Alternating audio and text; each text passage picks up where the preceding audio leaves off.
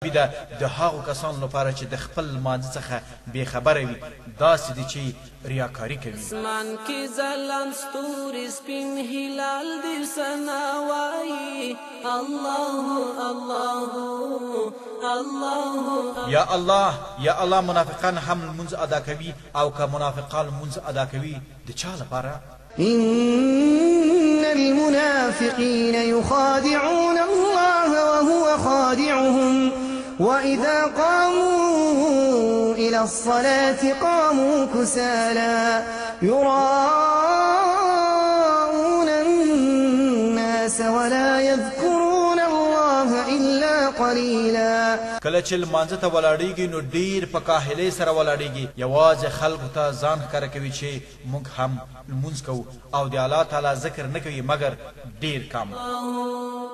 اذان کې پنځه وخته تور بلال دې ثنا وایي الله الله. یا الله هغه کسان چې د لمونځ په ادا کولو کې سستي کوي او په نیک کار کې خفه کېږي د هغوی په وړاندې ستا څه فرمان دی؟ وما منعهم أن تقبل منهم نفقاتهم إلا أنهم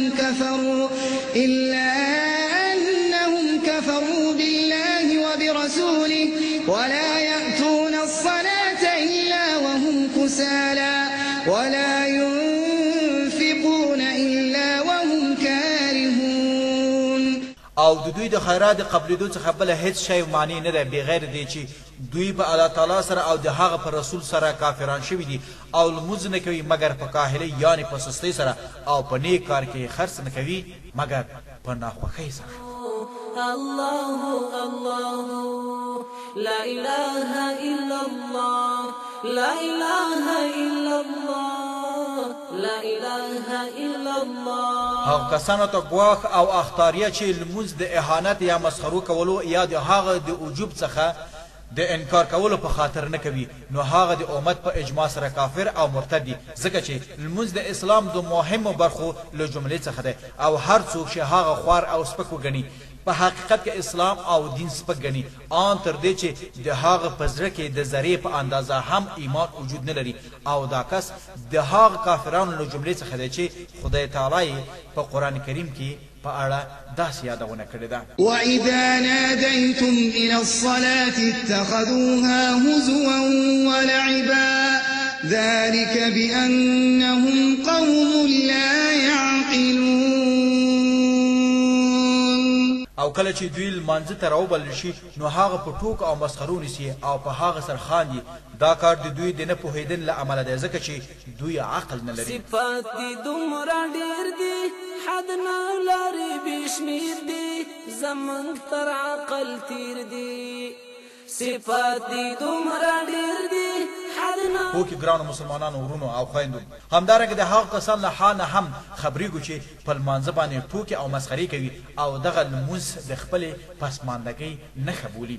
دا هغه کسان دي چې لمونځ د تنبلۍ له کبله نه کوي یا د دنیا په چارو کې زیات بوخت وي او یا هم د خپلو نفساني غوښتنو تابع وي چې په دې باره کې د علماو ترمنځ اختلاف موجود دی چې آیا نوموړی کس کافر دی که فاسق. که چیرې نوموړی شخص فاسق وي نو آیا د هغه وژل روا دي او که ورته تعزیر ورکړل شي؟ زمون تر عقل تیر دي زمون تر عقل تیر دي.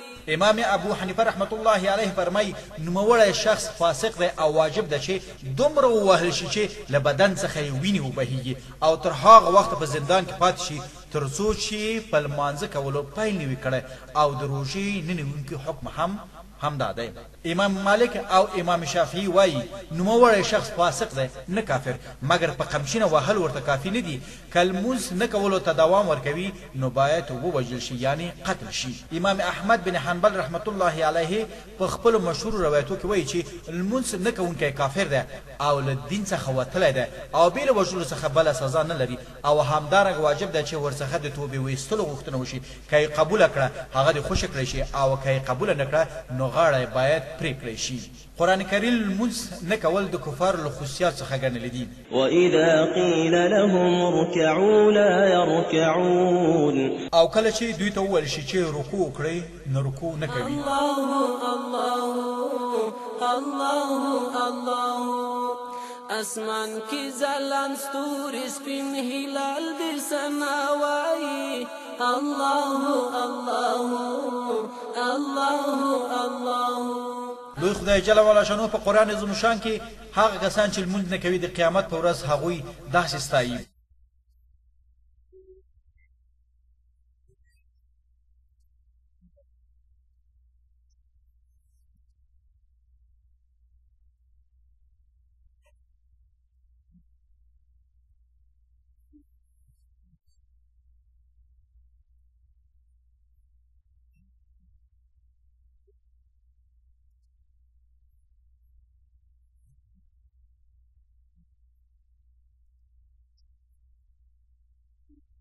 هغه ورځ چې ویره خپل اوج ته ورسیږي او کارونه ډیر سختیږي نو له کافرانو څخه غوښتنه کیږي چې سجده وکړي مګر دوی نشي کولای چې دا کار وکړي. دا په داسې حال کې ده چې د دوی سترګې ښکته وي او ډیر خوار او ذلیل وي. مخکې له دې نه هم په دنیا کې همدغسې و او سجدې کولو ته رابلل کېدل مګر دوی سره د دومره طاقته سجده نه کوله. کی پنځه وخته تور بلال دی سناوائی الله الله الله الله. د قرآن کریم له نظره د قیامت په ورځ په سختیو کې هغه وخت خلک د خپل ځان مسؤلیت احساسوي چې له شرک څخه توبه وکړي او خپل لمونځ ادا کړي او زکات ورکړي. الله تبارک وتعالی د مشرکانو او حربي کافرانو په هکله فرمایي فإن تابوا وأقاموا الصلاة وآتوا الزكاة فخلوا سبيلهم إن الله غفور رحيم. کچیر دوی توبه وکړي لمونځ وکړي او زکات ورکړي نو د دوی لپاره لاره خلاصه کړئ بېشکه چې خدای تعالی زیات رحم کوونکی دی. او په بل ځای کې فرمایي فإن تابوا وأقاموا الصلاة وآتوا الزكاة فإخوانكم في الدين ونفصل الآيات لقوم يعلمون. که دوی له کفر څخه توبه وکړي لمونځ وکړي او زکات ورکړي نو له دوی سره کار مه لرئ او ستاسې دیني ورونه دي. موږ خپل آیاتونه د علم د خاوندانو لپاره بیانوو. لا اله الا الله لا اله الا الله لا اله الا الله. هو کې ګرانه وروره امام ابن تیمیه د تارک الصلات په هکله وایي بې لمانځه ته باید سلام ونه چول شي او همدارنګه د هغه دعوت هم قبول نشي. وای یو پلار خپل لور باید تارک الصلات په نکاح ورنکړي ځکه لمونځ نه کوونکی مسلمان نه ګڼل کیږي او نه ښایي چې له مسلمانې ښځې سره نکاح وکړي او نوموړی شخص نشي کولی چې د خپلو بچیانو او ښځې په تربیه کې امانتکار اوسي. هر ساده هر دم پوتو وایا وایا الله الله وایا وایا الله الله. هو کې مسلمان وروره او مسلمان خوري د مریض لپاره شریعت څه حکم کوي تر هغه پورې چې اودس کولی شي او په هر اندازه چې توان لري نو لمونځ ادا کړه او مه یې ترکوه. په اوبو سره اودس وکړه که د اوبه پیدا نه کړي نو په پاکه خاوره تیمم ووهه.